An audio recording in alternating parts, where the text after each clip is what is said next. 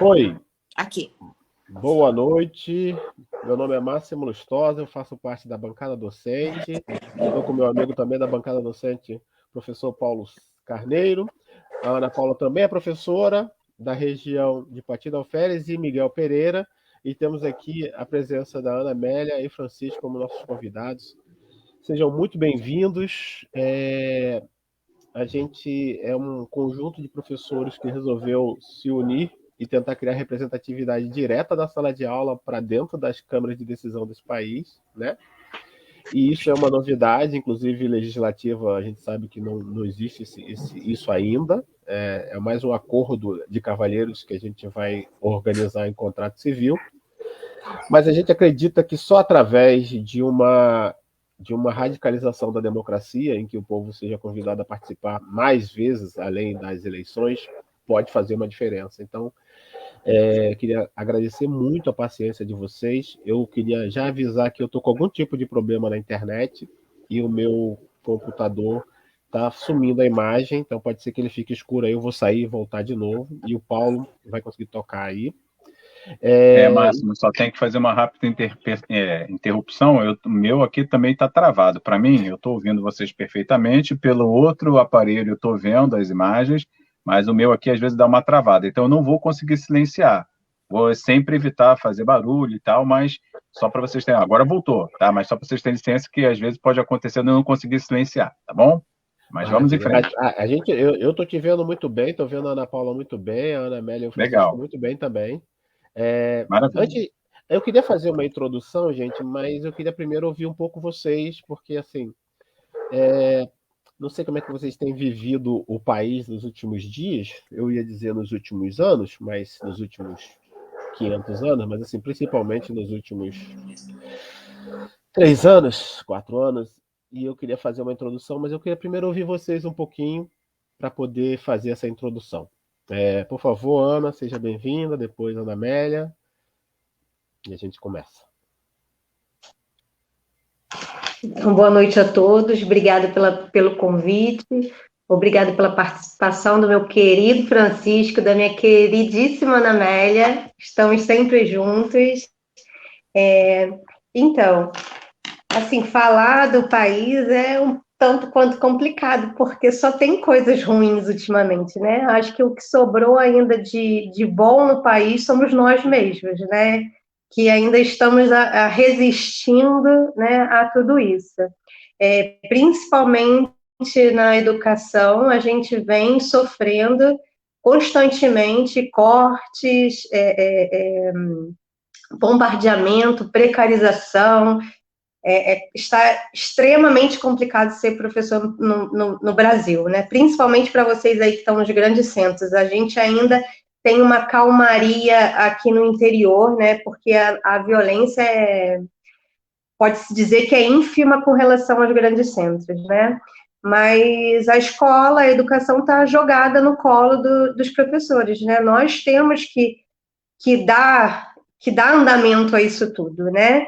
E a gente acaba lutando contra um Estado desmantelado, né? Porque a gente não tem meios. A gente pode ter o intelecto para tal coisa, mas a gente não tem meios de alcançar todo o déficit que está ocorrendo constantemente, né? Inclusive, hoje, né? Foi segunda-feira, dia 11, teve uma pauta na LERJ com relação exatamente aos cortes de verba para os institutos federais e para as universidades. Eu venho acompanhando isso. E a ponto de não terem mais recursos para limpeza, né, para pagamento de pessoal. Então, é esse o Brasil que a gente vem vivendo, né, de cortes constantes, na verdade, o investimento de educação e de ciência nunca foi prioridade, né, desse governo atual, nunca foi. Então, é um governo que, além de odiar os serviços públicos, que já deixou bem claro isso, além de odiar o serviço público e os seus trabalhadores, ele odeia o saber e a produção científica, né, de conhecimento. Então, a gente sofreu aí uma pandemia de resultados catastróficos na educação, e sem uma diretriz de melhoramento. Então, assim, não tem muita coisa boa para se falar. Né? O bom mesmo é que os professores ainda mantêm uma esperança e mantêm essa responsabilidade, né? Se dedica a fazer acontecer, né? É isso. Maravilha. Ana e Francisco, por favor, tomem a palavra. Então, boa noite a todos. Então, assim, esses últimos tempos têm sido horrorosos. E esses últimos 3 anos, quase 4, o que assim eu sinto mais falta é de paz, né? Você não consegue, todo dia você fica num sobressalto constante. Então, assim, é como se estivesse sempre tirando você do sossego, você não consegue pensar. E eu penso nisso como um projeto mesmo, para a gente viver assim, sobressaltado, que tira totalmente a tranquilidade de poder pensar um momento melhor, entendeu? Um momento melhor. Quanto aos cortes, tudo, eles querem mesmo que a gente fique ignorante, que a gente não tenha acesso a nada, não converse, que a gente fique todos nós fiquemos bitolados, sabe? Então, ataca os órgãos da imprensa, tudo. Então, assim, incentiva que as pessoas só se informem através de Zap. Então, fica assim um monte de pessoas completamente cegas, né? Mas, assim, com fé que nós vamos mudar isso em outubro, entendeu? Nós vamos voltar a sorrir. Então, boa noite a todos. Obrigado aí pelo convite, Ana Paula. Os nossos desafios agora são muitos. Que eu queria botar o quadro, mais ou menos, da precarização, né, da serviço de educação e nem se fala da cultura, né, mas da educação. Eu sou dessa área na área de pesquisa, na área mineral, lá no CETEM, Centro de Tecnologia Mineral, e é evidente que ele está numa crise, mas eu trabalho muito com economia, né, e sou de formação também um economista e trabalho muito na área mineral, mas com economia mineral, com economia de maneira geral. Essa situação, né, vem cada vez mais piorando, mas eu ponho um marco assim em 2008, quer dizer, que começou a precarização de serviços e essa situação, inclusive, de agonia e de alguns erros políticos.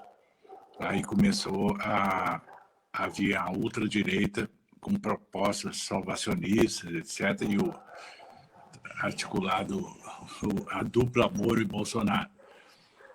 E levaram a eleição e estão ainda, né, com um certo apoio, muito apoio da classe política, né? Inclusive passaram essa PEC aí, que é uma PEC muito complicada, porque contraria a Constituição e eles, para salvaguardar isso, botaram a emergência, né? E a situação para conseguir, no período eleitoral, dar essa injeção de dinheiro na economia. Então, nós estamos num quadro muito desafiador. Por quê? Porque,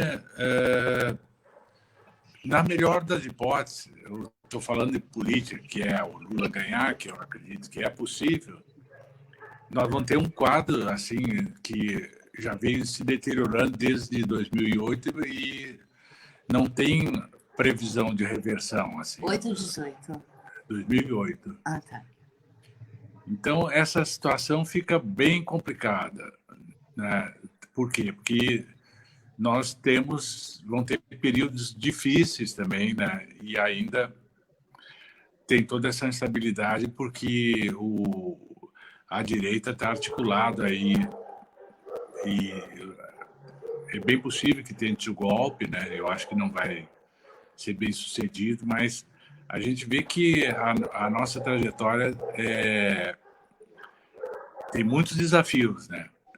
Eu acho que o principal desafio é esse: como a gente vai reativar a economia, né, num quadro de qualquer situação, o crescimento vai ser de meio, de 1 no ano que vem, né? Então, os desafios são muitos, né? Os desafios são muitos e a nossa coesão é importante, né? E nós não, eu acho que debate como esse que permite a gente ver como é que a gente pode sair, né, sem desse desafio, que são muitos, né? Não é só a mobilização política, porque se nós não reativarmos a economia, não reativar essas coisas, não adianta, do ponto de vista das classes populares, a gente tem que haver investimentos, tem que ter emprego, né? Não adianta, num quadro que vem se desenhando cada vez pior, que permitiu, quer dizer, a ultradireita nos derrotar politicamente, né? Não só a grande maioria da população, mas que foi envolvida em um centro que foi envolvida pela ultradireita, e nós perdemos o bonde, perdemos a eleição, e estamos numa situação difícil, né? Não é impossível, mas não vai ser fácil. Você vê, a classe política toda votou a favor da PEC, que é, de certa medida, inconstitucional, tal. Aí colocaram esse estado de emergência para dar esse auxílio em período eleitoral. E todo mundo toda a classe política, inclusive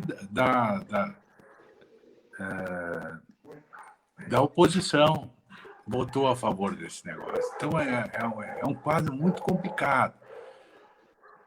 Votaram a favor com o sentido de dizer, não, é porque qualquer dinheiro que vai para o povo nós vamos queimar se for assim. Mas, de sorte que o Bolsonaro é que vai lucrar com essa situação, entendeu?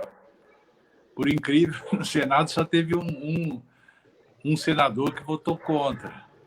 Quer dizer que não é, inclusive, vai votar depois no segundo turno o Lula, mas de início não é do arco de apoio do Lula, né? Que é o José Serra. Então, você vê com o quadro é complicado, assim, não cabe análise fáceis, não tem como, sabe? Eu acho que essas coisas, por exemplo, eu vejo com preocupação, assim, que vai ganhar no primeiro turno e coisas por aí que eu acho muito muito débeis ainda, sabe? Eu acho que o quadro político ainda nós vamos ganhar, mas nós vamos ganhar com muito esforço e tentando convencer, principalmente não quem vai votar, por exemplo, com nós no pleito. Isso, todo mundo vai votar no Lula. Agora, aqui nós vivemos numa cidade conservadora. Miguel Pereira, Partido Alferes, é dominado por um centro e um centro-direita, sabe? E aí vai ser difícil a gente mudar esse quadro aqui também.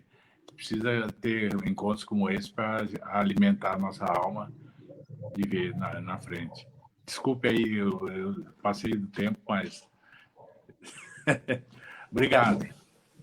Maravilha. Eu gostaria de começar fazendo uma primeira pergunta, então, Máximo, se você me permitir, para os nossos convidados. Primeiro, eu queria fazer assim uma breve contextualização de tudo isso que nós estamos falando, óbvio, não é novidade para ninguém que está nos assistindo, Paulo, mas assim... Opa, Paulo, fala. Deixa eu te pedir um favor. Eu queria propor que a gente fizesse um comentário rápido, né, de esperança, porque eu acho que essas duas falas têm a ver com isso, né?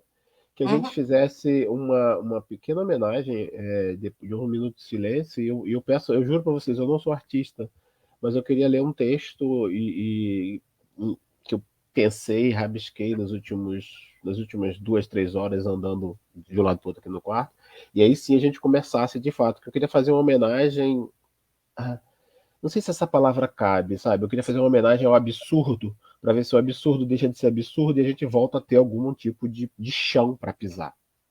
Então eu queria propor que a gente fizesse um primeiro momento, aí você, por favor, fala um pouco dá um pouco de ânimo, que aí eu vou fazer um texto, eu acho que ele não vai ser um texto muito alegre, e a gente começa. E queria pedir uma coisa que faz parte desse mundo youtuber, que eu sempre esqueço, que é pra gente compartilhar nas nossas redes, falar para os amigos, vizinhos, todo mundo compartilhar, pra gente mostrar, fazer com que isso chegue a mais pessoas. E aí, sim, no próximo momento eu começo contigo, eu juro.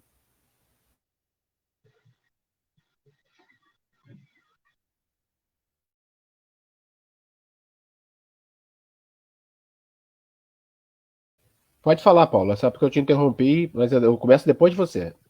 Mas você não disse que ia fazer esse o minuto de silêncio? Ficou mudo. Assim que você terminar, a gente faz um minuto de silêncio, aí eu leio o texto e a gente Não, começa. pode fazer agora. Pode fazer Pode? agora. Então, Pode, gente, pode sim. queria. Eu sei que isso é simbólico, mas a gente também já aprendeu que a maior parte da nossa vida é guiada pelo simbólico, então eu queria pedir um minuto de silêncio em homenagem às tragédias que invadem as casas e as festas das crianças.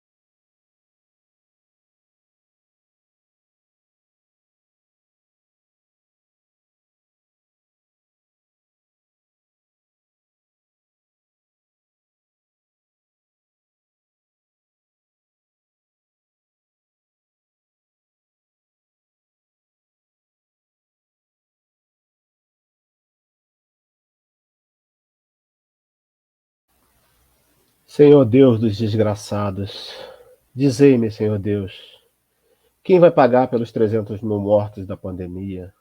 Pelos vídeos em que a polícia atira pelas costas, em que a polícia sufoca um ser humano doente numa viatura paga pelo próprio povo? Quem vai pagar por Marcelo, Bruno, Dom, o Morro do Catendê, Marielle, Anderson? Meu Deus, são tantas vidas perdidas e tanta gente mudando de assunto. E eu nem sei mais o nome das crianças, do genocídio de sonhos de um futuro melhor. Como um ser humano se sente autorizado a violar uma mulher? Como um ser humano se sente autorizado a violar uma mulher anestesiada? Como um ser humano se sente autorizado a violar uma mulher anestesiada que acaba de trazer a este mundo um broto de esperança? Como se sente autorizado a matar, a destruir 2 famílias, milhares de famílias? Como se sente autorizado a imitar uma pessoa que morre sem ar? Meu Deus, as notícias nos estrangulam, entram armadas nas nossas festas. E Senhor Deus dos desgraçados, dizei-me, Senhor Deus, é justo tanto horror perante a terra? É justo, Senhor Deus, como um ser se sente autorizado?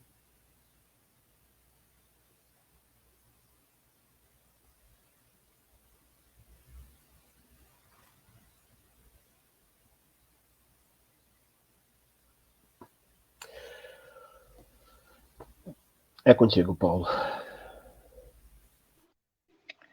Então, gente, mais uma vez, boa noite a todos que estão nos assistindo, né? Eu queria fazer uma primeira rodada de pergunta para os nossos convidados, mas antes eu queria fazer uma breve contextualização, né, recapitulação, não é novidade para ninguém que tudo isso que nós comentamos, né, na abertura dessa nossa live, né, tem como, na verdade, nada disso passa de consequências de um golpe que foi realmente impetrado e que, obviamente, visivelmente, com a participação das Forças Armadas. Eu aqui não estou sendo leviano em fazer acusações, porque basta olhar para 20 anos de ditadura militar iniciada em 64, do golpe militar, e olhar para hoje e vermos que hoje nós temos muito mais militares no poder do que se tinha no período da ditadura militar. Então, sim, foi um golpe militar, e isso tem que ser muito bem frisado, tem que estar sempre colocado em pauta, tem que ser falado aos quatro ventos. Golpe militar, não estamos vivendo um processo de endurecimento gradual de um golpe militar iniciado em 2016 e que a cada momento vem sendo aumentada a forma ou engrossado o caldo da forma de dominação nesse processo. Então, o que acontece? Ontem mesmo foi divulgado a plenos pulmões, né, pela mídia e pelas grandes veículos de comunicação, que os militares estão inquirindo ao TSE, Tribunal Superior Eleitoral, todas as informações das eleições de 2014 e 2018, tentando já tutelar o processo eleitoral desse ano de 2022, tentando levantar suspeita sobre como foi feita as eleições e como ocorreu o processo eleitoral de 2014 e 2016. Então, na verdade, o que nós estamos vendo, aliás, 2018, né? Então, o que nós estamos vendo, de fato, é que houve um golpe que vem aumentando cada vez mais os seus tentáculos, objetivando realmente.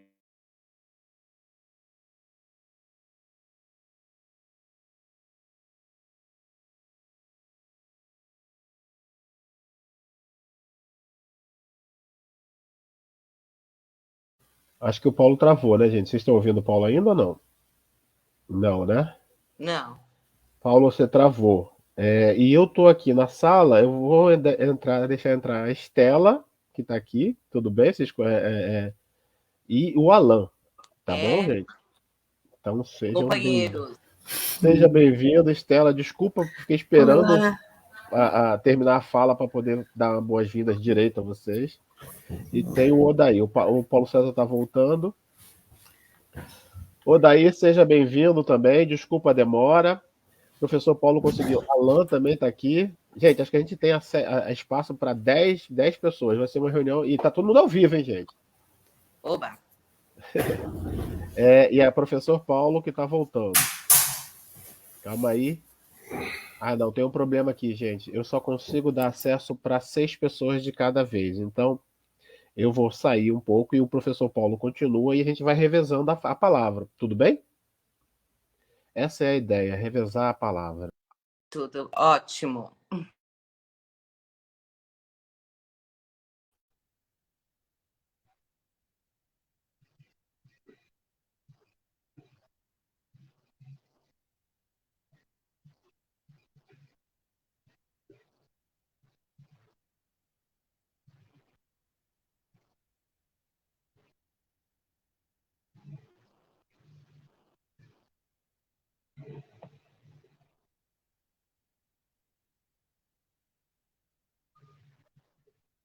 Paulo, você está me ouvindo? Sim. Então, pode continuar a palavra, que a gente está com mais de 6 pessoas na sala, eu vou ficar gerenciando para que todo mundo possa participar, tá bom? Você conclua.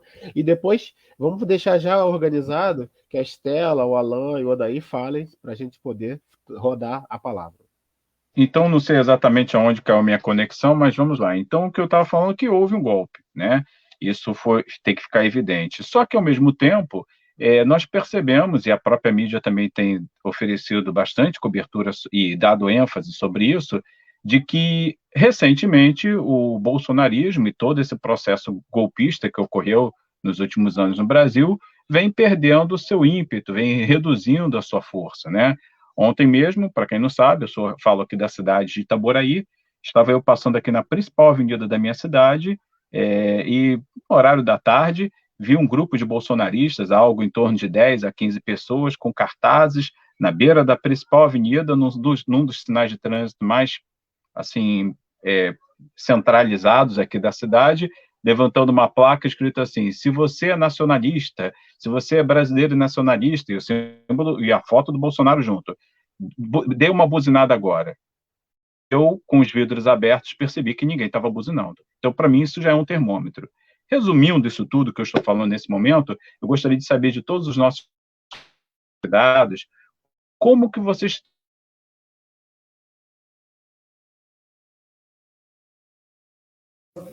Travou de novo.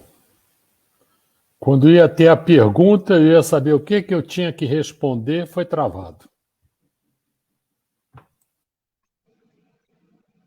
Vocês conseguiram ouvir a minha pergunta ou não? Não, estou morrendo de curiosidade para saber qual é. A minha pergunta, de novo, hoje a conexão está braba aqui. Repetindo, a minha pergunta é saber se...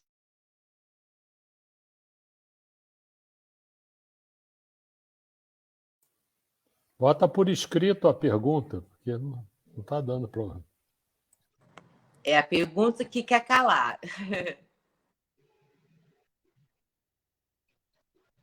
Estão me ouvindo? Sim? Só mais um minuto que eu vou ver aqui se a gente consegue melhorar o sinal aqui. Só um instantinho. Então, vou tentar de novo.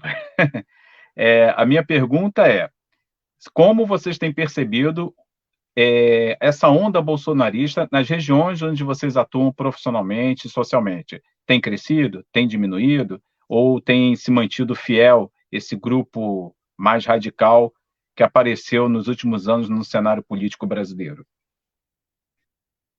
Agora conseguiram ouvir, né? Fiquem à vontade quem desejar iniciar aí a bateria de...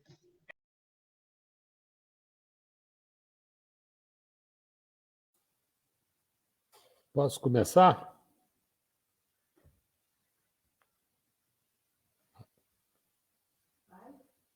Eu não sei se eu tenho que ter autorização.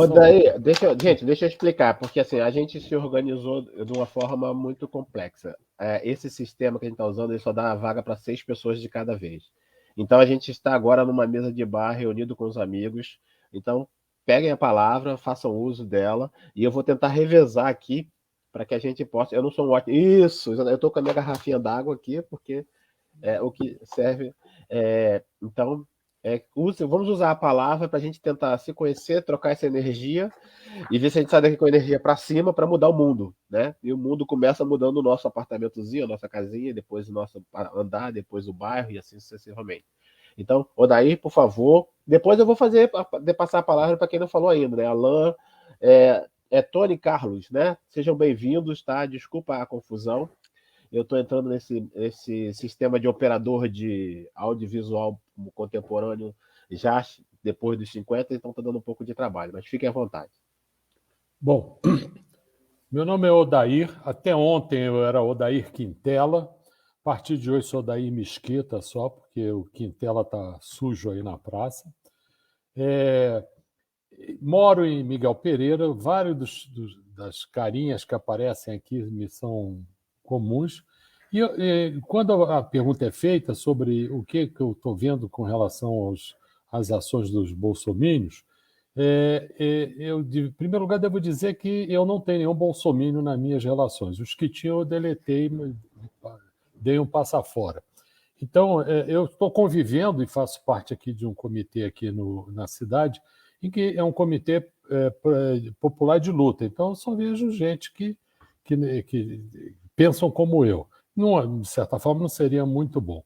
Mas, na cidade, a cidade de Miguel Pereira é uma cidade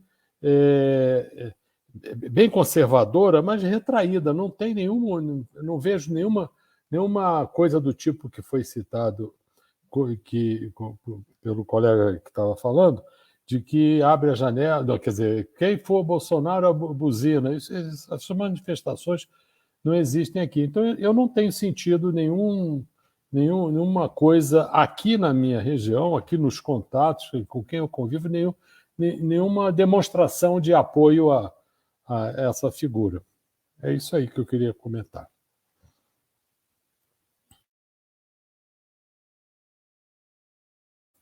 Próximo.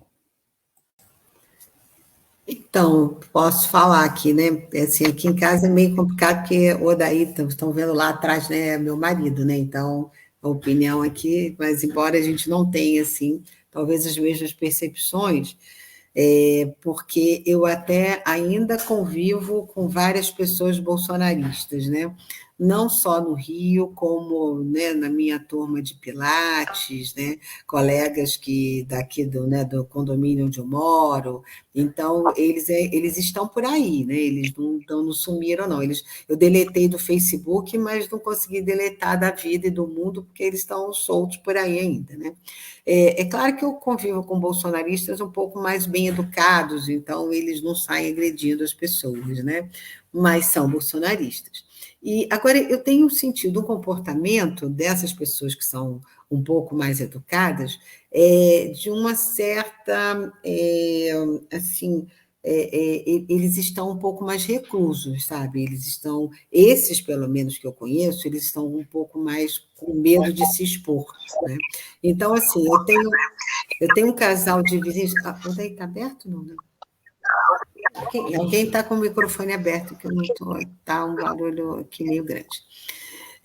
Assim, os bolsonaristas, assim, eu tenho um casal aqui, bem bolsonarista aqui no meu condomínio, e a minha vizinha, que não foi passar o domingo com eles, e disse que pela primeira vez não houve uma palavra sequer sobre política, entendeu? Eles que sempre provocavam, falavam e tudo, dessa vez não teve a palavra Lula ladrão e o Bolsonaro é ótimo, a conversa girou sobre futebol, a temperatura, a vida, então mudou o assunto, né? E eu achei isso uma medida interessante, né? Passei uns dias com uma amiga bolsonarista, quando a gente conseguia falar sobre alguma coisa, ela mudava de assunto e ia para um outro assunto. Não havia uma forma assim de revidar, né? E eu ando panfletando aqui num lago que nós temos na cidade, uma cidade super conservadora, entregando folhetos e não me senti, não está claro que o folheto é do PT, mas é um folheto de reflexão sobre pontos progressistas, e não tive nenhuma atitude que fosse agressiva quanto a isso.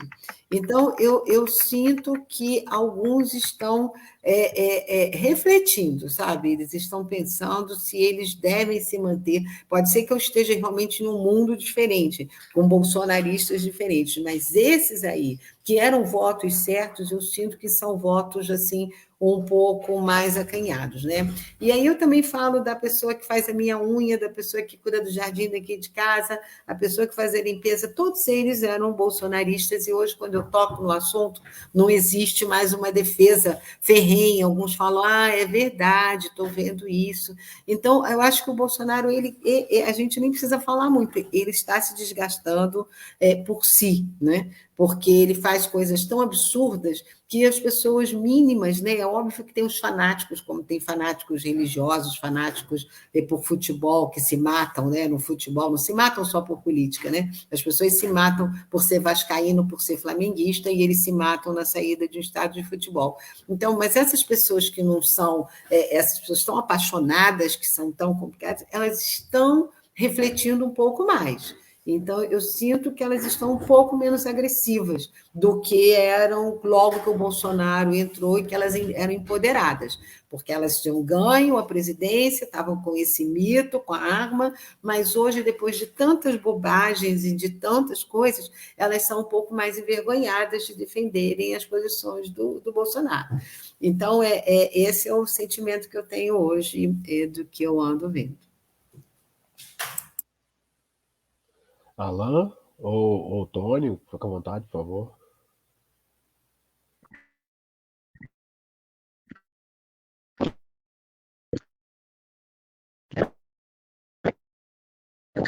Eu não estou te ouvindo. Vocês estão ouvindo? Para mim está falhando.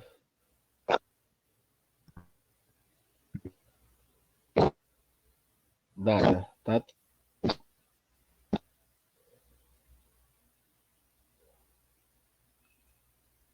Tony, você quer começar enquanto o Alan... Acho que o Alan foi atrás do fone.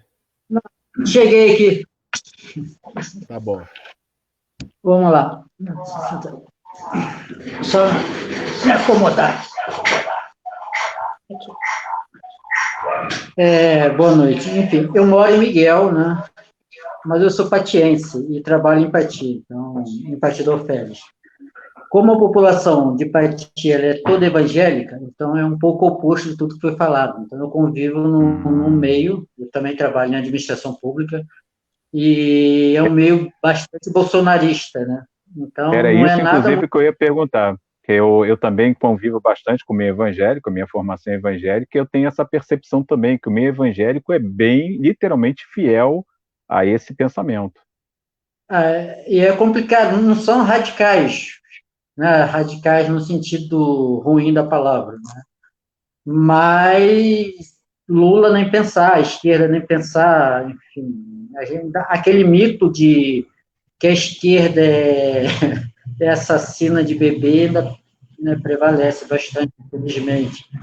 Então, isso é muito complicado, porque há um papel muito forte dos pastores, né? Na verdade, o que a gente tem hoje no meio evangélico é o que a gente tem desde sempre na história do Brasil, que é o curral eleitoral. Isso em Partido Operário é muito forte, tanto é que todos os candidatos, todos eles vão à igreja, a principal igreja evangélica do município, pedir voto. Então, isso, para a atual conjuntura e para a eleição que está prestes a acontecer, né, empatia, pode ser que eu me engane, mas acho que o Bolsonaro ganha fácil. A não ser que acho que cai em si, dá tempo para isso, né, porque a população que ganha salário mínimo, que paga um botijão de gás 105, 110 reais, e que vê o seu poder de compra diminuir absurdamente, até lá eu acredito que isso vá piorar um pouco, e eu também percebo ao mesmo tempo que, por exemplo, a queda no preço da gasolina não foi bem aceita, né? Então, todo mundo está vendo que isso foi uma jogada eleitoral, sabe que se amanhã o atual governo sair vencedor, a gasolina volta ao preço normal. Então, apesar de ser um núcleo muito bolsonarista, mas está havendo uma certa percepção. Mas, infelizmente, a percepção do que está acontecendo, eu acho que empatia, isso não vai atingir o que esperávamos, por exemplo, né? Muito por ser uma população muito ligada à igreja evangélica. A igreja evangélica em Paraty tem igreja a cada esquina, é mais do que botequim. Infelizmente, essa é a realidade. Então, Paraty ainda é bolsonarista, infelizmente. E a gente que não é, a gente sente um peixe fora d'água, a gente não pode falar, basicamente. Isso é complicado. Ainda mais, principalmente quem é evangélico, né? Como eu, que me sinto literalmente peixe fora d'água, não consigo me adequar mais ao meio evangélico por esse motivo, né? Porque era uma voz, eu estava lá como uma voz distoante, né? Dentro da igreja evangélica, totalmente assim, tendo feito a sua adesão claramente ao bolsonarismo, né? Então temos aqui algumas visões diferentes, né? Temos a visão de quem não está dentro do meio evangélico, né, ou tão próximo, e quem está mais próximo do meio evangélico, Partido Alferes, e que percebe essa forte adesão ainda ao bolsonarismo, né? Ô, Paulo, deixa eu ver terminar. falar. Talvez empatia fosse diferente, um pouco diferente, se houvesse um terceiro candidato com pauta, uma terceira via, mas outros candidatos, né? Como, infelizmente, a gente ficou de um lado o que a gente tem e o outro, a gente só tem a opção, né, que seria sempre a minha opção de votar no Lula, mas se houvesse um outro candidato mais à esquerda, que não tivesse vinculado todo aquele discurso que foi produzido ao longo do governo do PT, desde que Lula assumiu, talvez teria um voto, e essa galera que não votaria no Bolsonaro, que vota no Bolsonaro hoje, que não está tão satisfeita, votaria nesse outro candidato. Mas, como não temos, e a tendência, né, da igreja é cair no Bolsonaro mesmo. Compreendi. Máximo?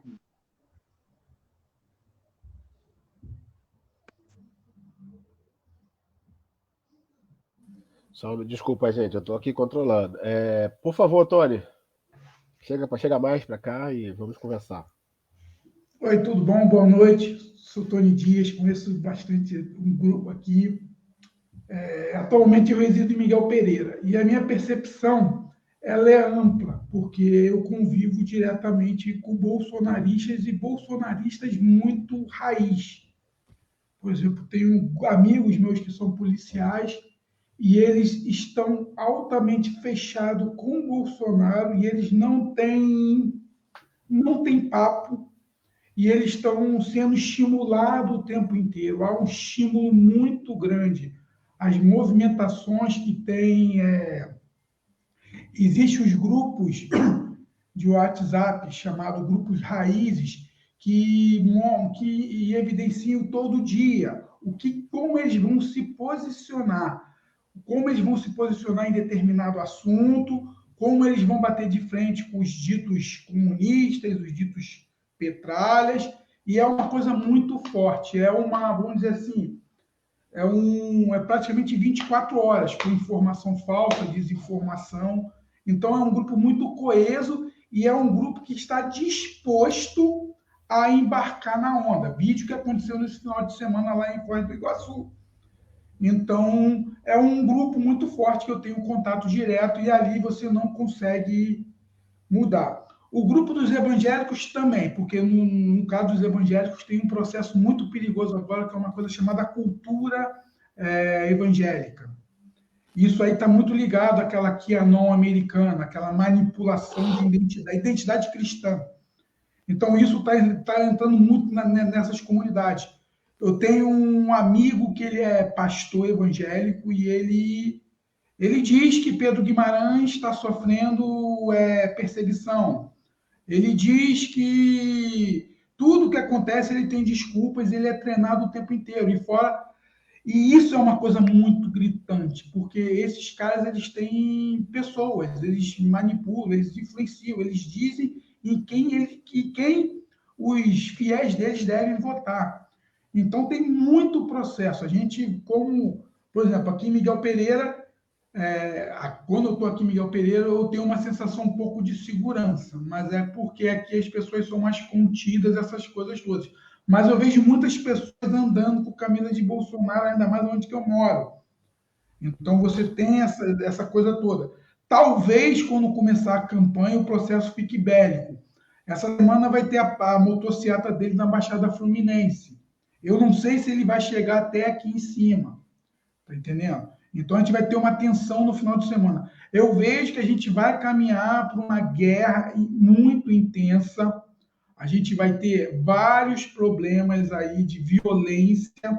A gente tem que se cuidar, a gente tem que arejar a cabeça, porque essa galera ligada à questão dos policiais da força, vamos dizer assim, policial, eles estão de cabeça nesse processo. Então, eu estou vendo muita violência mesmo. Eu já falei umas 2 semanas atrás no grupo que eu vejo muita violência assim e muitas pessoas não estão ainda conseguindo entender o que aconteceu na quarta-feira na Cinelândia, daquela bomba, o que aconteceu domingo em Foz do Iguaçu, o que tem acontecido de forma constante é prenúncio de que a gente não vai chegar em 2 de outubro, fora as ameaças institucionais dos militares. Os militares estão dispostos a dar golpe. A mídia, a grande imprensa, todo mundo fica passando a mão na cabeça, mas os militares estão querendo dar o golpe de Estado, sim. Então, a gente vive um momento institucional muito pesado, muito tenso. A gente vive uma tensão cotidianamente. Então, essa é a minha percepção. Eu não vejo assim, não vai ser uma eleição tranquila, vai ser uma eleição muito violenta. Os caras têm não sei quantas mil armas na mão, então vai ser difícil. Essa é uma percepção minha, entendeu? É o que eu vejo no dia a dia de próprio convívio mesmo. Não, eu concordo. Eu acho que a sua percepção está bem realista. E acho que a gente pode imaginar o seguinte, né, gente? Quando um homem se predispõe a entrar numa festa e matar alguém à bala, é porque isso já está acontecendo em níveis menores em outros lugares. Então, por você levar tapa na cara porque está com a camisa vermelha, porque está com o logo do PT no teu carro. Isso tudo já está rolando, só que a gente não tem notícia disso, porque ninguém vai botar na televisão que um cara brigou contigo porque teu carro tinha a estrela do PT. Então, assim, eu acho que você está certíssimo em ter essas preocupações, até porque eu não tenho arma, nunca quis ter arma, não é meu projeto de vida ter uma arma, não sei nem o que eu vou fazer com uma arma, não quero saber o que eu vou fazer com uma arma. Então, e a gente tem aí 1 milhão de pessoas armadas, né? Todo dia agora virou normal você entrar na internet e ter uma informação. Tá certo, vou deixar. Você entrar na internet e ter informação de que uma criança pegou uma arma, deu um tiro na cabeça, uma bala perdida, porque essa arma estava na casa de um CAC, né? Enfim, a gente caminha realmente para uma situação bem belicosa e eu queria, aliás, a gente vai ter que marcar, Ana, que a gente está tendo que revezar aqui, a Ana não está participando direto. Paulo, vou tirar você 1 minutinho para botar a Ana, só 1 minutinho. Ana, você está aí? Estava me ouvindo, Ana? Não sei se ela travou. De qualquer forma, eu acho que a ideia, a gente vai precisar de estratégias de sobrevivência, né? E vai precisar de estratégias de luta, porque o próprio Bolsonaro, né? Lamentável falar o nome dele, mas tem que falar. Ele já disse que, assim, entre os militares, está todo mundo com ele. Mesmo que eu tenho amigos militares que não estão com ele, mas eles são militares que ficam quietinhos, não fazem o barulho que os outros fazem, né? Até porque, se a gente estudou um pouquinho de história, a gente sabe que os primeiros a serem limados da linha de frente da ditadura militar foram os militares chamados melancias, né? Então, não precisa ser muito, ter estudado muita história para saber que a história tende a se repetir, depois como farsa, depois como tragédia. Então, eu acho que seu raciocínio é bem lógico. Agora, eu queria propor, deixar o Odair falar e depois propor o que nós, eu estou falando, não sei se todos aqui são educadores, mas o que nós, educadores, podemos fazer para ser contracorrente, para a gente tentar uma resistência mínima. E aí, que vocês pensassem que tipo de mobilização nós podemos fazer para fazer com que esse diálogo. Eu estou aqui na Tijuca, falando com vocês em Pati e Miguel Pereira. Eu tenho boa vontade de tentar me deslocar para aí, para a gente tentar tomar um café, enfim, chorar juntos, rir juntos, arrumar uma piada, algum motivo para rir, que a gente precisa, nem que seja rir na marra, né?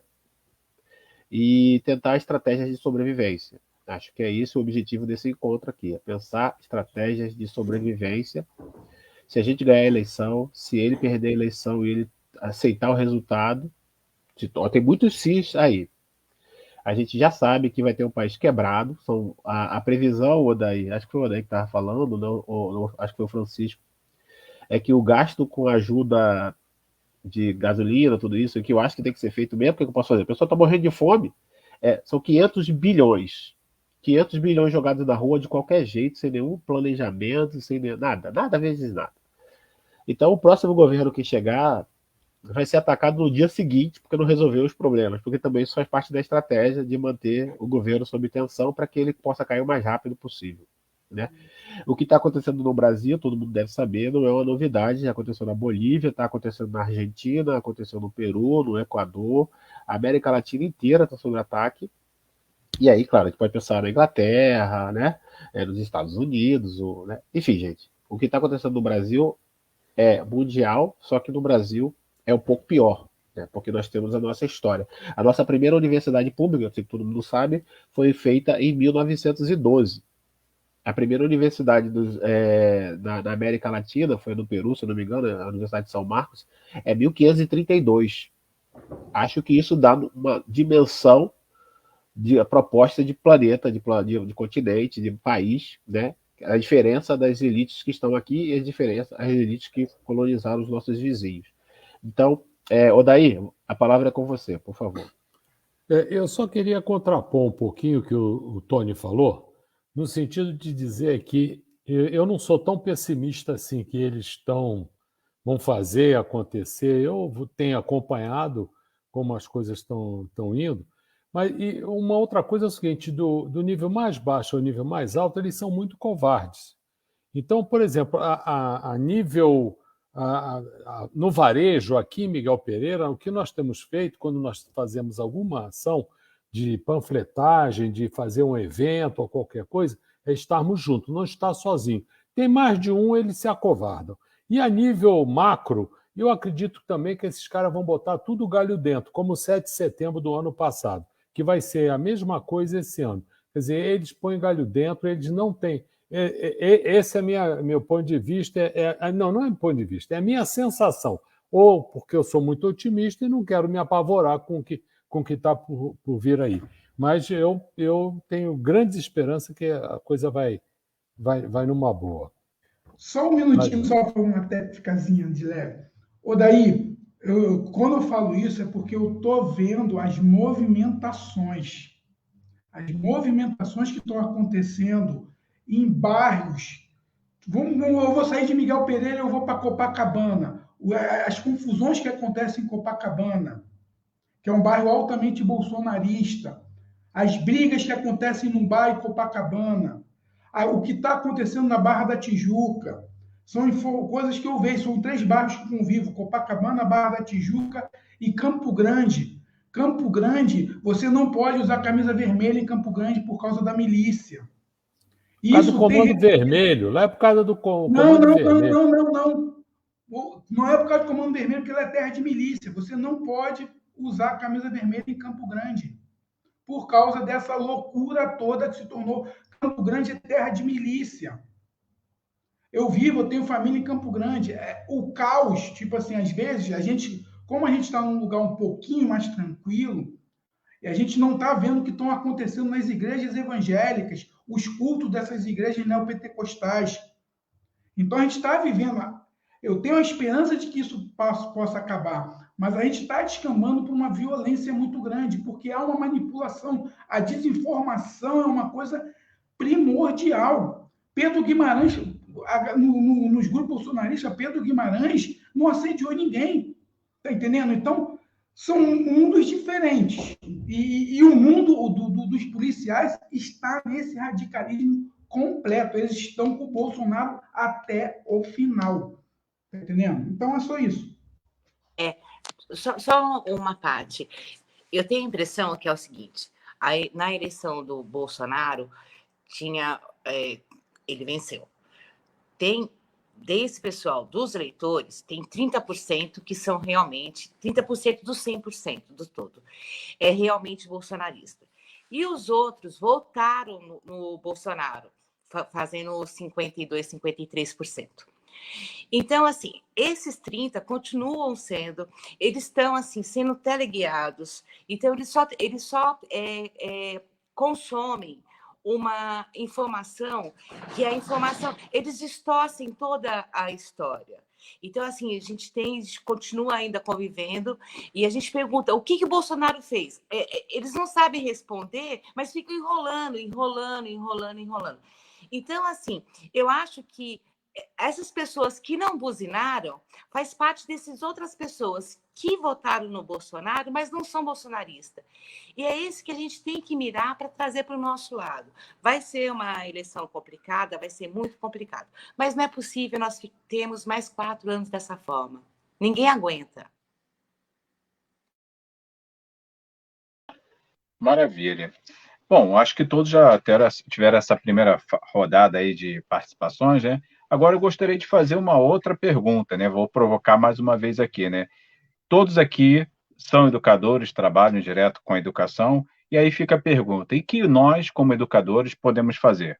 Aí eu gostaria, assim, se possível, na mesma rodada que tivemos anteriormente, conforme foram, na mesma ordem da rodada anterior, que cada um tivesse, então, a oportunidade de falar como nós, como educadores, podemos colaborar para exatamente trazer luz à nossa sociedade, principalmente o nosso público-alvo, que são os alunos da rede de educação.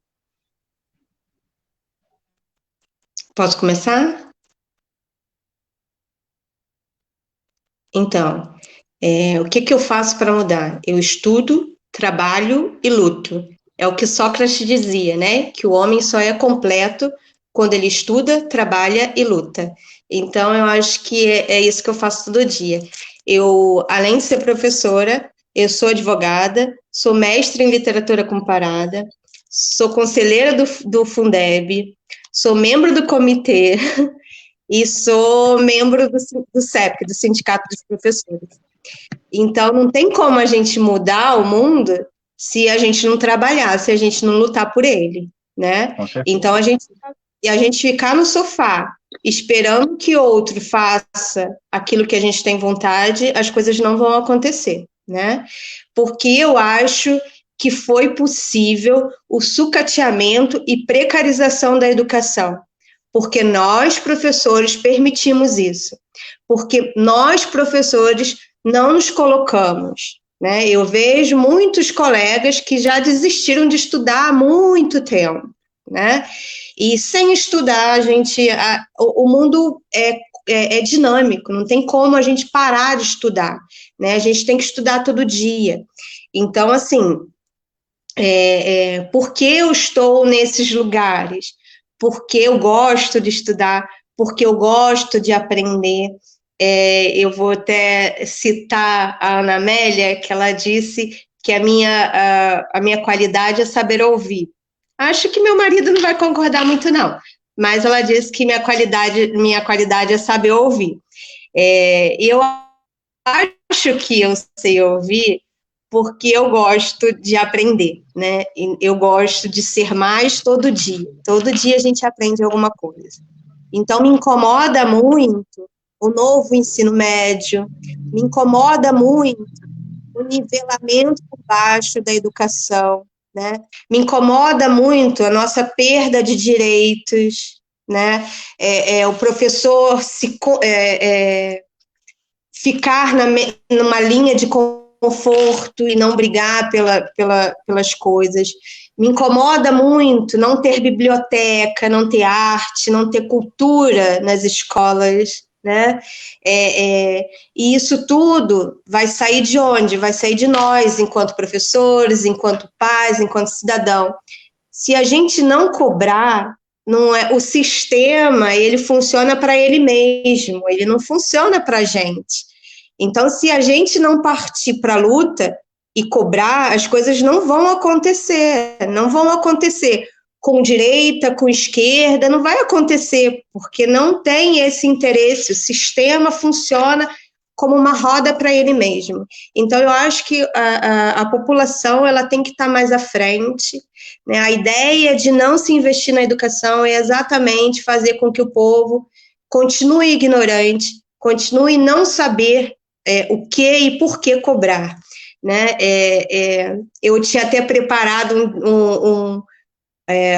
uns tópicos, né, para falar sobre educação aqui na região, mas aí acabou a gente tomando outro rumo, que foi ótimo também, porque é muito importante essa nossa conscientização.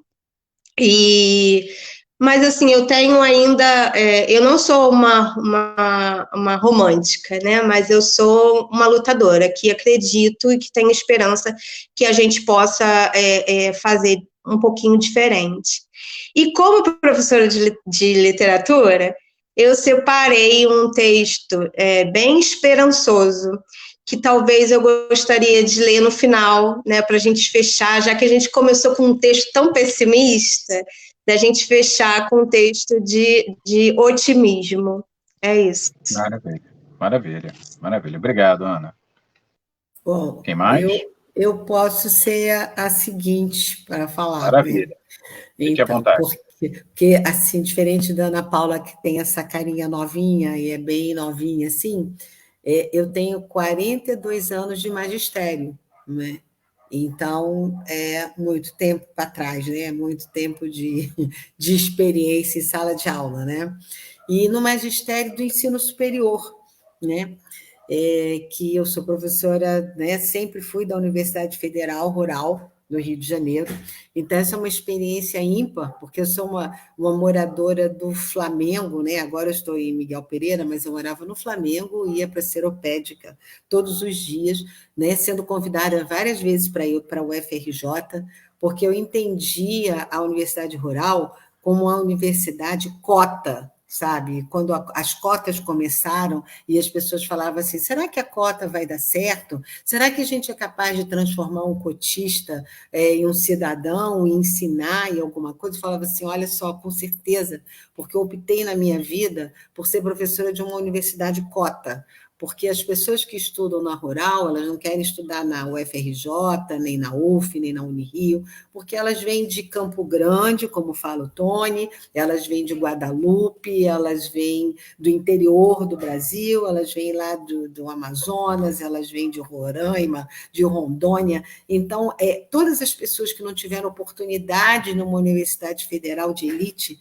elas vão parar na rural, elas moram num alojamento e elas têm ajuda para comer e tudo mais. E você transforma aquelas pessoas, e isso foi o maior encantamento de todos os meus anos de magistério, aquela pessoa que morava numa casa em que o banheiro e a cozinha eram uma coisa só, né? Não tinha separação, né? Que morava nas condições piores, filhos de lavadeiras, filhos de pescadores, e você transforma num diretor de alguma coisa ou num professor doutor de uma universidade, onde ele vai passar essa experiência de vida para outras pessoas, né? Então, a coisa que eu acho que é mais importante para nós como professores, e hoje em dia eu tenho uma experiência maravilhosa junto com a Ana Paula, né? Que nós damos aula para um Enem social aqui na cidade de Miguel Pereira, né? E aí eu que não dava aula para ninguém jovem, né? Porque eu sou professora numa engenharia, então eu dava na engenharia de alimentos, né? Então eu dava aula já para o final de curso, pessoas já com 19, 20 anos. Aí eu pego agora uns meninos de 16 anos, né? Da forma assim, mais humilde das escolas estaduais, e a gente começa a transformar essas crianças também com esse nosso trabalho social, e a coisa mais encantadora do mundo, você, e mostrando, né, o diálogo deles com a gente, algo sensacional. E essa minha experiência de transformar o cidadão, e muito pelo exemplo, né, porque eu me lembro deles me dizerem sempre assim, eu quero ser igual a você quando eu crescer. Então, quando você é um exemplo para essas pessoas que vêm de algum lugar com essa carência, você tem um papel importantíssimo na transformação. E quantas pessoas, não dá para você transformar o mundo, mas se eu for contar quantos alunos, né, em 42 anos de magistério, passaram pela minha mão e foram transformados de alguma forma, isso é imensurável, né? E só para contar uma única historinha para vocês, né? Eu fumava há 20 e tantos anos atrás, né?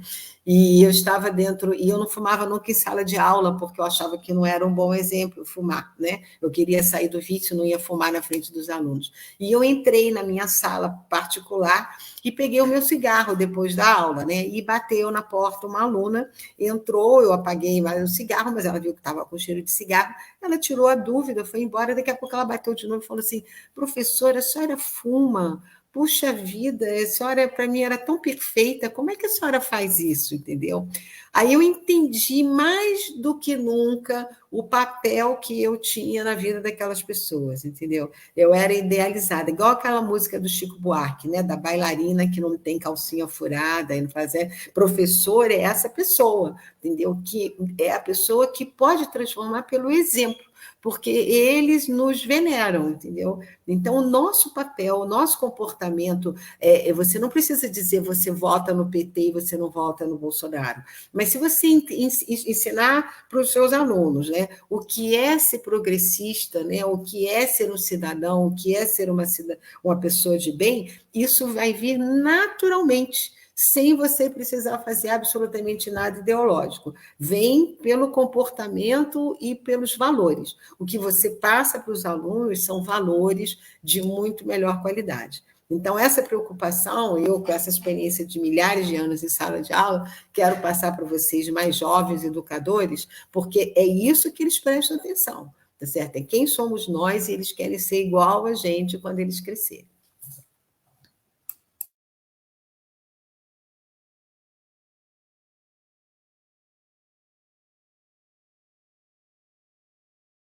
Acabei, tá?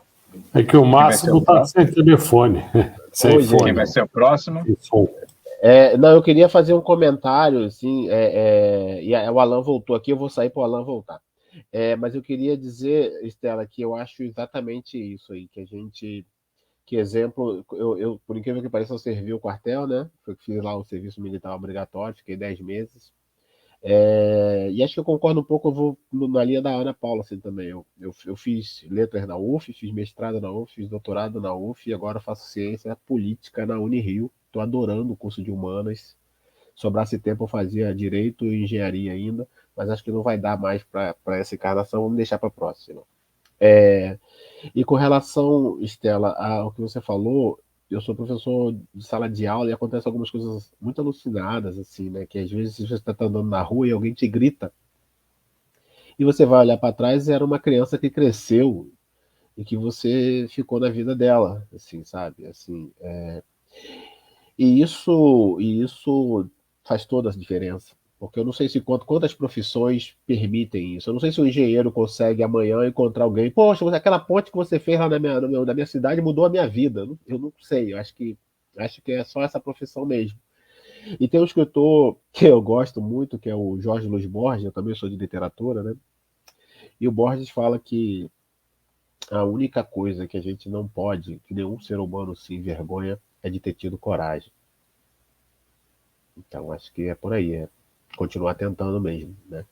Por favor, Estela falou, Ana, Tony, Odair, eu vou sair agora e dar lugar para o Alan entrar também.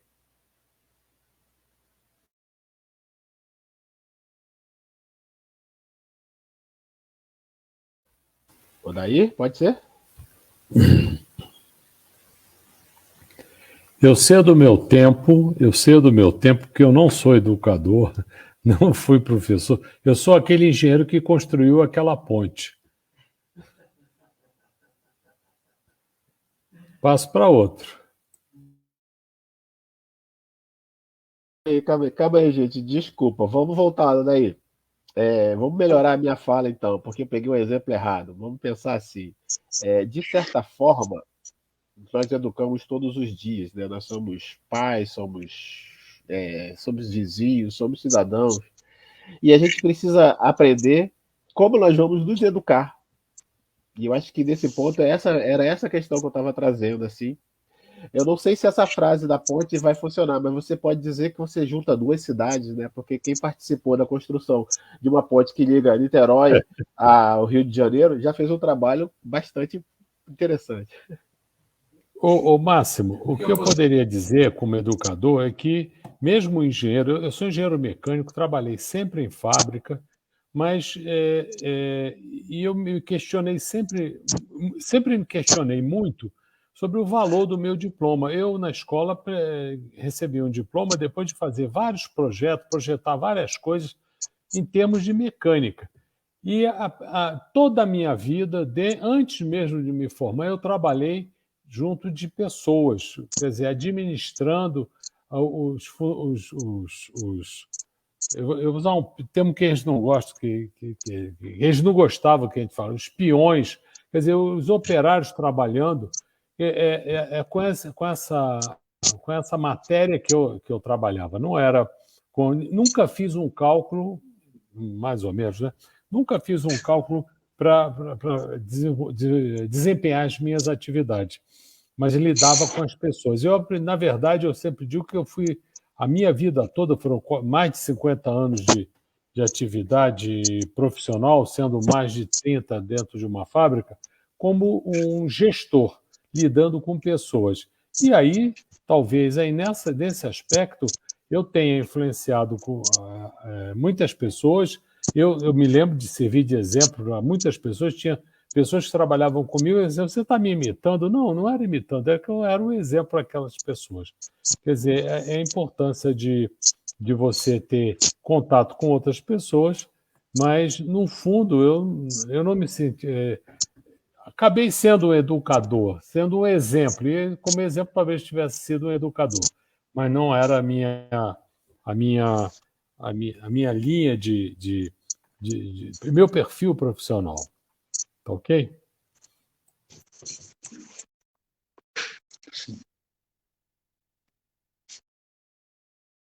Agora, Posso ser eu? Pode sim.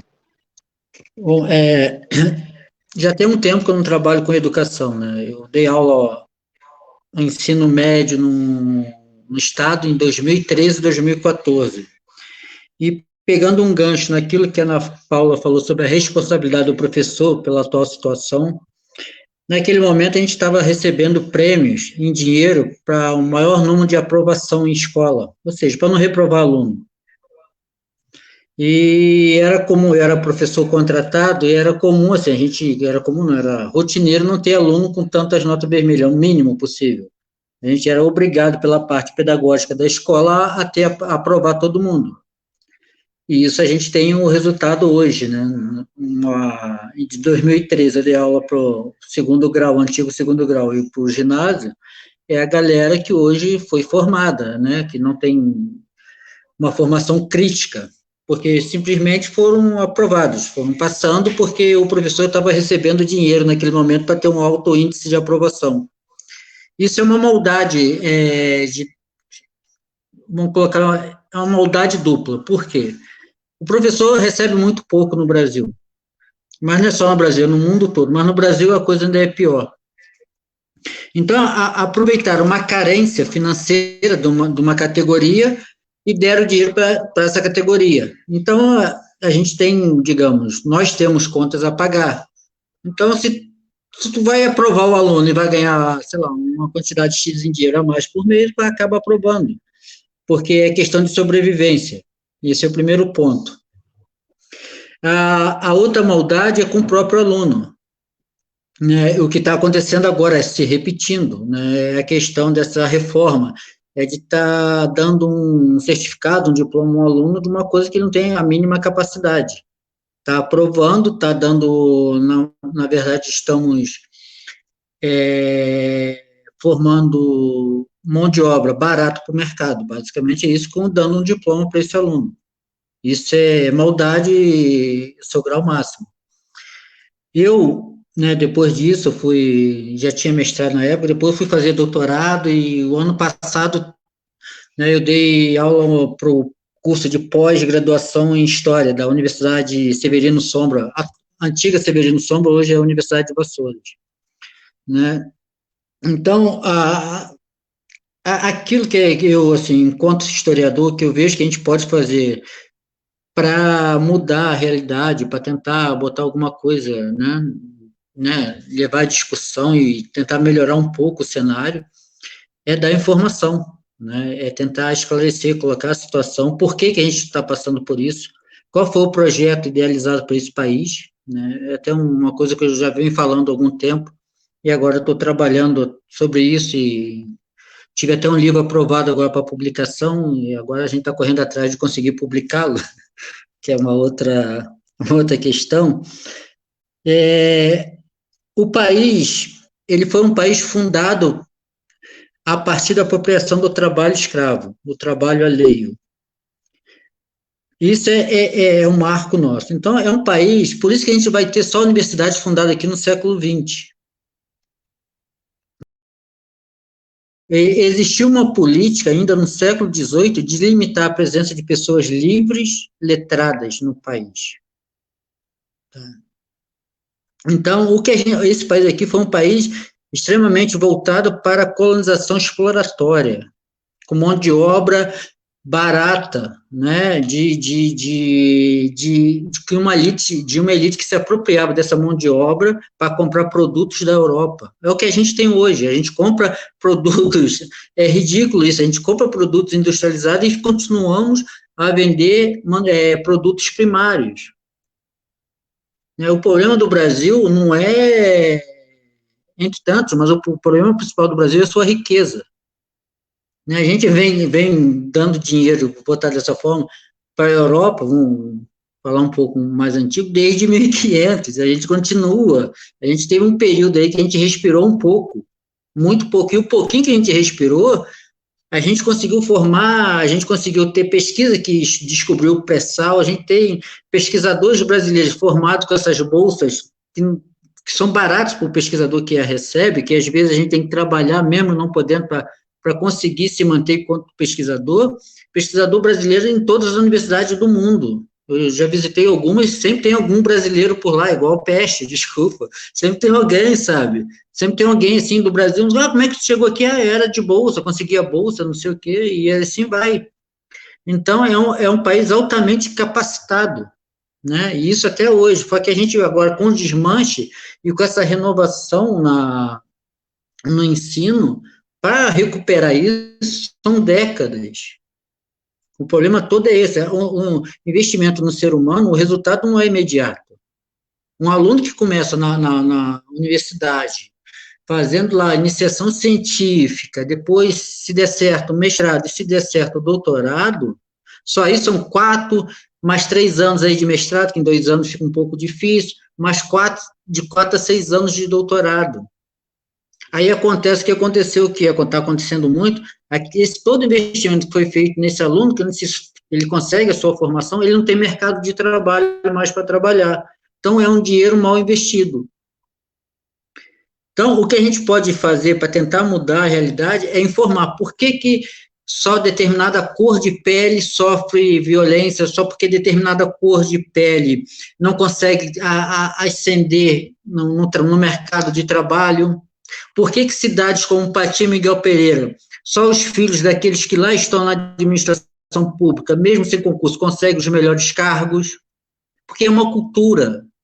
Isso é desde sempre. As famílias que aqui governam Pati e Miguel, principalmente Pati, são as mesmas famílias que estão no poder desde o século XIX. E isso não muda. E é complicado isso, porque quando há alguém que tem possibilidade de ascender, há toda uma desvalorização do discurso de uma pessoa que vem. Essas cidades, Pati e Miguel, costuma não valorizar quem é da casa, eles valorizam sempre quem é de fora.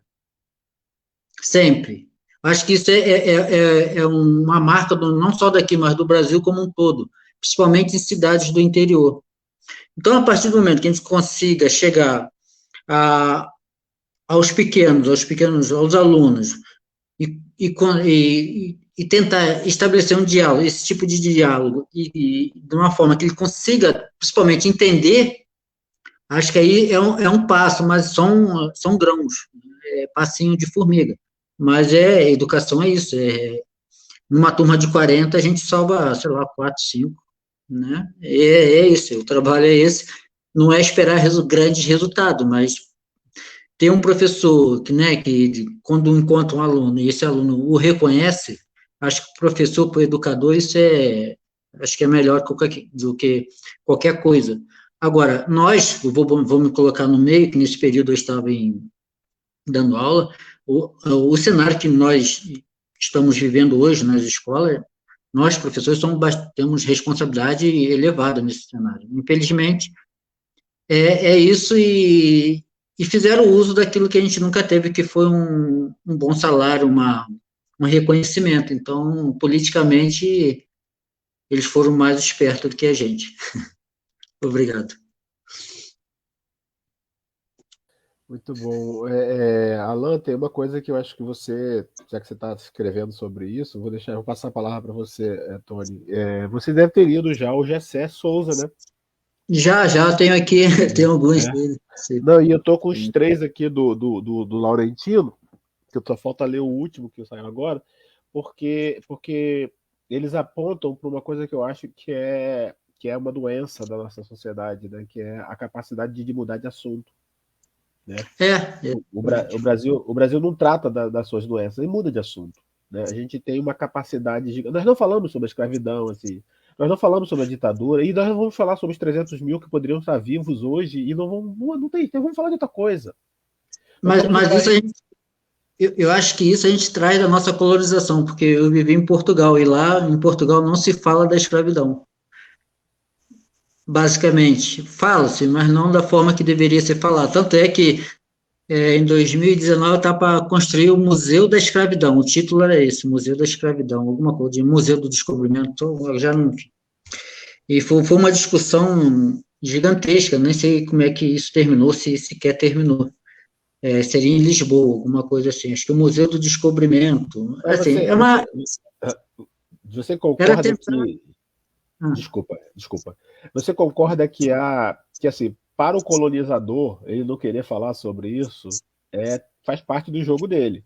Agora, que nós, sei lá, mestiços, mulatos, negros, brancos, que nós aceitemos não falar sobre o assunto é inacreditável. O trabalho de ideologia, eles estão de parabéns. Eles nos convencem a falar de outra coisa. Parabéns. Eles são sensacionais. É disso que eu acho que eu estou falando. Entendeu? Porque Portugal tá bem, pô. Tá ótimo. Né? Desculpa, sim, gente. sim. Não, sei, mas há uma questão que a gente veio num processo desde África, né, que é o grosso da nossa população, tipo, a gente vai para Pati, Miguel e Vassouras, até 100 anos atrás, 70% dessa população era de escravos, tá, ou descendente de escravos, 70%.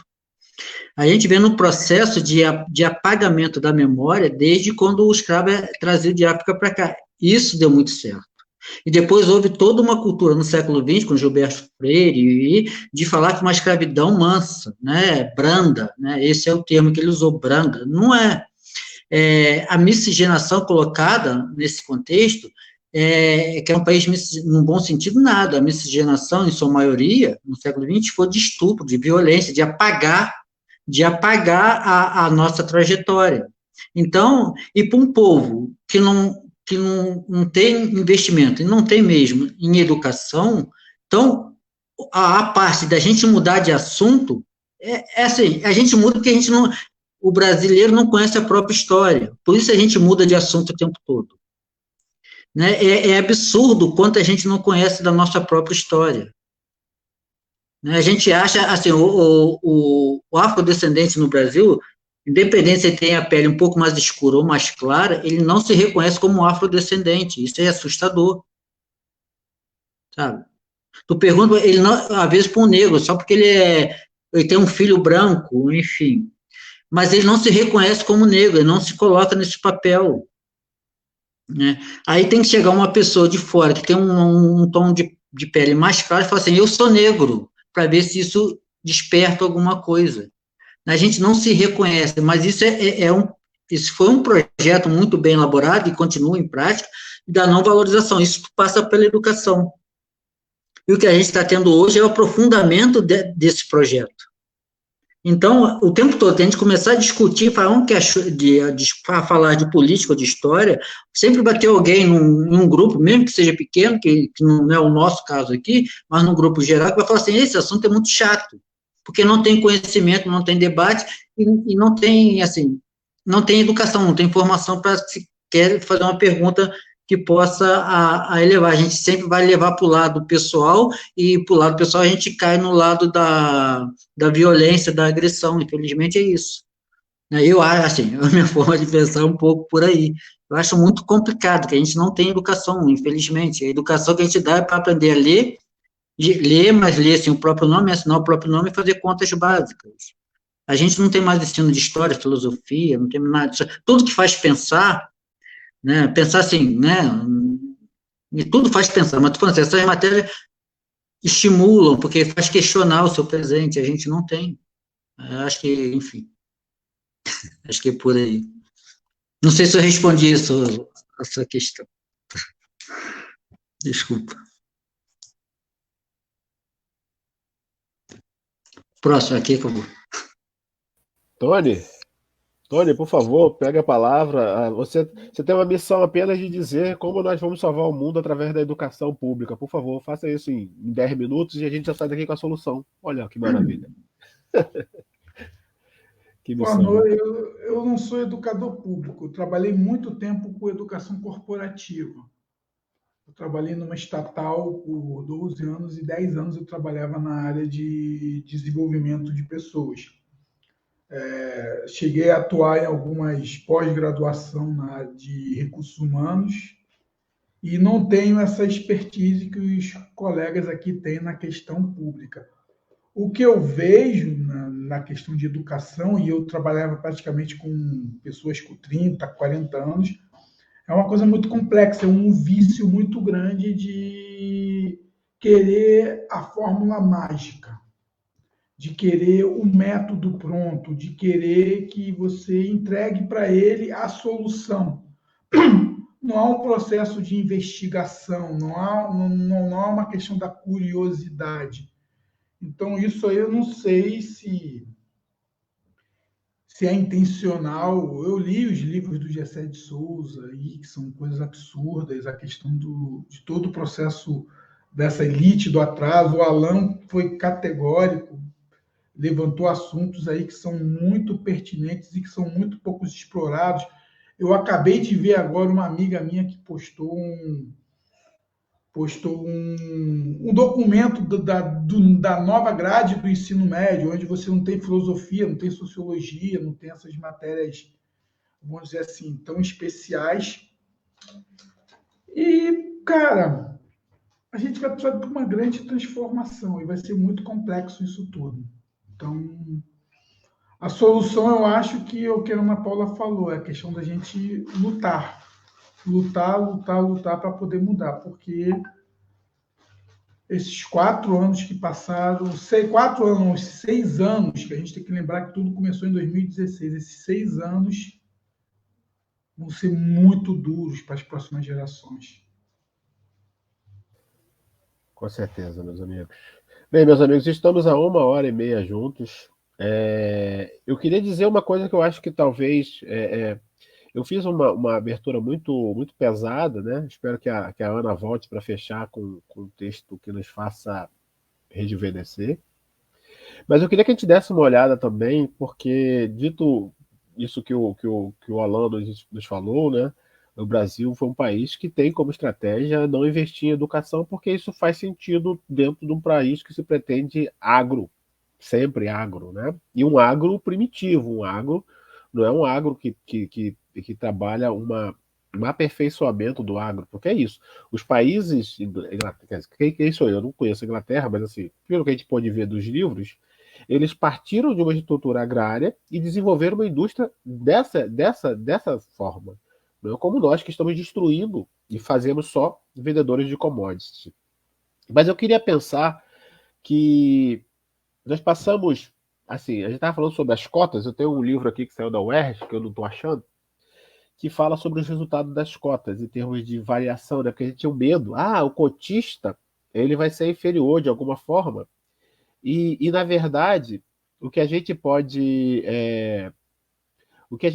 perceber é que, em termos de nota final, o cotista, ele geralmente, nas disciplinas, ele fica um ponto atrás do não cotista. Pelo menos foi no último trabalho que eu li, quando fez 10 anos de cotas da UERJ. Isso eu estou querendo dizer o seguinte: nós passamos 502 anos. Foi o Fernando Henrique Cardoso, né, que coloca a obrigatoriedade, que já deveria, de todas as crianças estarem dentro da escola. Então, essas crianças entram para a escola e a escola não está pronta para essas crianças, porque a escola ela era feita para atender aqueles que tinham acesso a uma educação ou aqueles que tinham pais que conseguiram entender, não, é importante colocar a criança na escola. Eu faço parte de uma família de cearense, minha avó teve 14 filhos, todos com nível superior, e a minha avó viveu até o ano passado, fez 106 anos, quando faleceu, e todos eles com nível superior. Então, ela faz parte de uma família que conseguiu aprender o valor da educação. E, de certa forma, esse é o processo que nós temos que fazer de novo, né? É tentar mostrar para as famílias que a educação ela é uma estratégia de abertura de imaginários, né? Não necessariamente porque você vai ficar rico porque você estudou. Não tem nada a ver com isso. Tem a ver com uma capacidade de pensar melhor, de debater melhor, de defender suas ideias melhor, e assim, defendendo as suas ideias, você consegue, talvez, um lugar no mundo melhor. Então, assim, é só para a gente ter um pouco de esperança, eu acho, no sentido de que até a década de 80, nós tínhamos 50% da população analfabeta. Hoje, nós realmente não estamos bem, mas já não temos 50% de analfabetos. Nós temos, sei lá, 15, 20, 30, 50% de semi-analfabetos. É ruim ainda. Mas para onde a gente estava, houve um avanço. Não é o avanço dos nossos sonhos, acho que não. Mas é o avanço possível quando a gente tem um grupo que não está disposto a dividir, né? Um grupo que estranhou muito o fato de ter entrado um monte de gente esquisita nas universidades nos últimos anos. Esquisita, por favor, gente, botem um monte de aspas nesse meio esquisito, né? Então, Ana, queria passar a palavra para você fechar com aquele texto que vai nos dar um pouco de gás.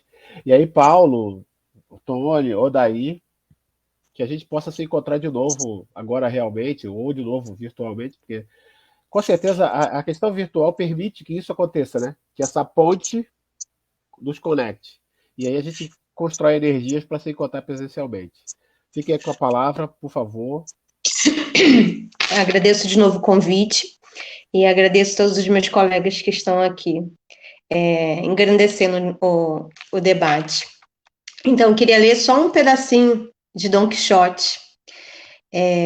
Moinhos são gigantes, casebres são castelos. Um velho frágil é cavaleiro. Loucura? O que é ser louco? É acreditar que podemos mudar o mundo apenas com coragem e disposição? Acredita que podemos ir a qualquer lugar montados no cavalo capenga? É amar alguém de tal maneira que enxergue o objeto do nosso amor como ser o mais perfeito desse mundo?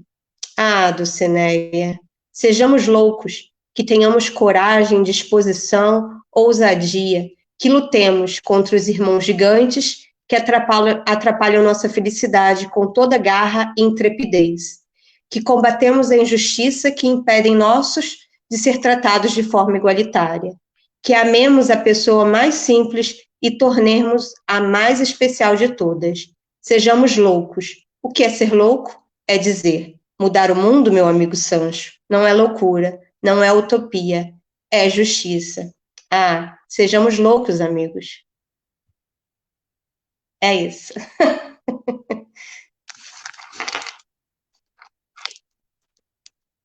Então vamos levar um pouquinho dessa loucura, então. Sim, sim. Eu lembro que quando eu li o Dom Quixote, ele tem o elmo de Mambrino, né? Que na verdade é uma bacia de barbeiro. Isso. E o Dom Quixote vê como elmo de Mambrino, e aquilo foi tão importante para mim, porque não importa se os outros estão dizendo que é uma bacia de barbeiro. Importa que ele sente aquilo como elmo de Mambrino. Paulo, vou deixar o Paulo por último, porque o Paulo é de casa. Odair, por favor. Eu vou ler o que eu escrevi como despedida para vocês. Vamos nos encontrar com certeza, o convite que você fez para a gente se encontrar presencialmente e tal. Adorei a reunião. Vocês conseguiram, e eu acho que isso foi uma coisa bastante importante para ser citada, vocês conseguiram me livrar do Jornal Nacional. Até a próxima. Obrigado, Daí. Tony? Obrigado aí. E, como sempre falo, falar desses assuntos são muito difíceis e encontrar esses canais para poder abrir esse diálogo, porque a gente vive movimentos muito complexos no Brasil, em todas as áreas. E ter canais e poder abordar temas que são tão difíceis, porque são temas difíceis, são temas que eu acredito que todo mundo aqui não quer falar sobre esses temas. Queríamos falar de utopias, queríamos falar de coisas concretas, de esperança, de realizações.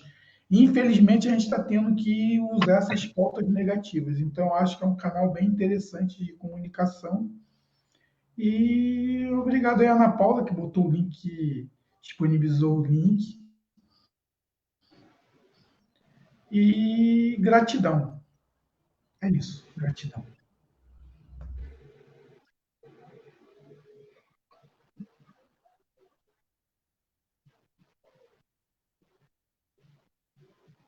Paulo, é com você, mas eu vou até aproveitar de novo, gente, porque a gente que é de literatura, né, a gente tem sempre uma citação para fazer. E aí você falou agora, Tony, me lembrou que a gente queria falar de utopias, né? E eu tenho um amigo que é um pequeno artista, que é meu compadre, padrinho da minha filha, chama Marcelo Souza. E ele um dia escreveu algo assim, num blog que a gente tinha, e falou assim: ansiamos pelo dia em que a realidade nos deixará falar dos sonhos. Eu falei, caraca, é isso, né? A gente tá junto aqui trabalhando porque um dia a gente vai sentar e falar dos nossos sonhos. Paulo, é contigo. Bom, eu quero agradecer a todos que participaram conosco aqui dessa live, né, os nossos convidados todos, também a todos que assistiram ou que assistirão posteriormente gravado, né, essa gravação. E sempre gosto de frisar, né, tanto na abertura como no encerramento das nossas lives, o propósito, né, desses nossos encontros. O objetivo é discutir o Brasil, é discutir principalmente política, é principalmente discutir a política dentro da educação e a educação dentro da política. Acima de tudo, mostrar que nós, educadores, temos que ocupar o nosso espaço, e esse é o objetivo da bancada docente do Rio de Janeiro. Estarmos colocando professores, educadores da rede estadual de educação dentro do sistema político, para que possa, de forma respaldada pela categoria, representar de fato a categoria através de um mandato compartilhado, onde, uma vez eleito, nossos candidatos não irão tomar decisões sozinhos, irão sempre consultar a categoria para que as decisões tomadas lá dentro, na LERJ ou na Câmara de Deputados Federais, venham a refletir realmente os anseios da maioria dos nossos professores da Rede Estadual de Educação do Rio de Janeiro e das demais redes Brasil afora. Agradeço então a oportunidade, agradeço a presença de todos e me despeço aqui, deixando mais uma vez a palavra com o Máximo, e agradeço quem esteve conosco até agora. Eu vou aproveitar então e passar a palavra para o Alan também, Alan, para poder, enfim, Alan, Ana, quiserem falar mais alguma coisa. De antemão, já queria muito agradecer, gente, porque é isso, né, Tony? Os assuntos são muito complexos e a gente sabe que existem várias forças aqui, não aqui entre nós 6, né, os 10 que reuniram aqui, mas em termos de país, que é interessante ter uma população semi-analfabeta, né, que já atende a uma classe trabalhadora que interessa, essa classe trabalhadora que sempre lutou pelos trabalhos mais humildes. Então, de qualquer forma, é tudo muito complexo. Alan, por favor, depois Ana, e vamos embora, gente. Vamos para cá. Estão me ouvindo? Estão me ouvindo? Ok. Eu estou em outro computador agora, a gente fica mudando aqui. Eu agradeço, né, a Ana Paula, que vai lá, que eu não gosto muito de participar de lives. Eu sou meio mas a Ana Paula, eu sou o marido dela que acha que ela não escuta, tá bem? Só para deixar bem claro. Mas isso é coisa de casal. Eu agradeço a oportunidade. É bom estar falando, que é uma coisa que a gente viver no interior é um pouco complicado, que a gente não tem muito. Todo mundo aqui, assim, a maioria já me conhece, então já sabe mais ou menos a minha linha de pensamento. Então, mas assim, falar para o Márcio e para o Paulo, que a gente não, né, que eu não conhecia, né, expor as ideias, né, tentar discutir, achar, né, colocando os problemas, a gente consegue achar um pouco, assim, umas possíveis soluções, com como se deve trabalhar, isso é bacana. E, assim, muito obrigado e boa noite, não vou me alongar. Foi um prazer.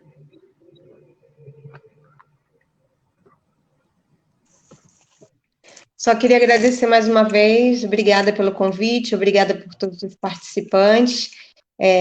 Reiteramos o convite para vocês virem aqui no nosso comitê. A gente faz sempre encontros, discussões, né? E é muito saudável a gente tentar transformar, né, a política numa coisa agradável e saudável.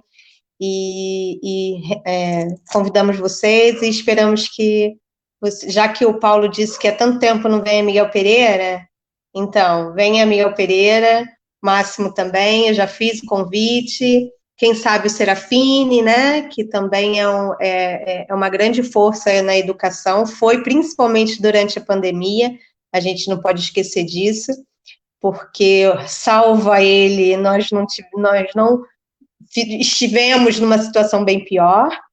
Então, eu já li muito sobre essa questão do mandato compartilhado, acho uma ideia fantástica e tenho certeza que vai dar certo e que a gente vai chegar lá. Muito obrigado, muito obrigado, muito obrigado. A Ana Paula lembrando uma coisa importante, algumas leis que o Serafine fez impediram que a gente voltasse para a sala de aula sem vacina, né? E eu tenho o Paulo, que é nosso amigo aqui, tem comorbidade, outros professores têm comorbidade. Então, é isso, gente. Se a gente não der as mãos, eles atropelam a gente com muito mais facilidade. Eu com certeza quero tomar um café aí em Miguel Pereira, até porque a cidade é linda. Pati eu não conheço. E a gente pode fazer sonhos juntos. Muito obrigado, gente. Boa noite. Fiquem bem.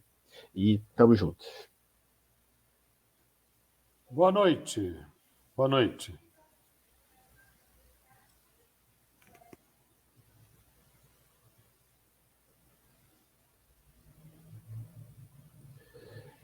É isso, né, meu amigo? Muito bom, né? Você me escuta?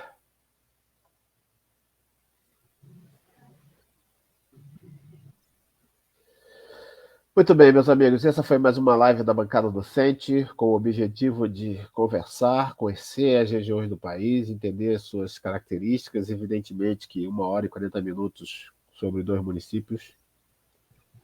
Paulo, você ainda está aí? Evidentemente que 2 municípios não vão ser conhecidos em alguns minutos. Eu agradeço a vocês a presença, a paciência, peço que construam estratégias de luta e, como disse o Borges, a única coisa que a gente não pode se envergonhar é da coragem. O Paulo voltou aqui, deixa eu ver se ele está funcionando, porque está travando, porque qualquer coisa ele se despede de novo. Paulo, tá me ouvindo? Tá ruim, tá ruim. Estou ouvindo em alguns momentos. Então, é só para dizer obrigado de novo pela parceria. Segunda-feira temos o professor Renan, da bancada da Brasil-China, e vamos falar sobre essa escola linda, tá bom? Um abraço, gente. Fiquem em paz e estamos na luta. Boa noite a todos.